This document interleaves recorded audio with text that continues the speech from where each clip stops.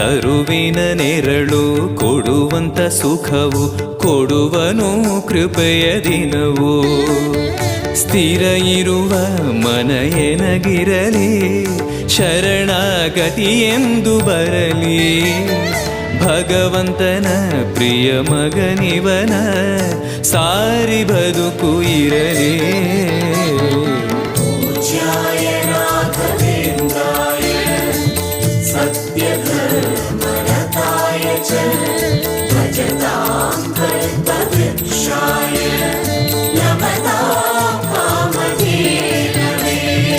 ಆಲಯವೆಂದರೆ ಮಂತ್ರಾಲಯವೇ ಬೇರೆ ನಾ ಅರಿಯಲಾರೆ.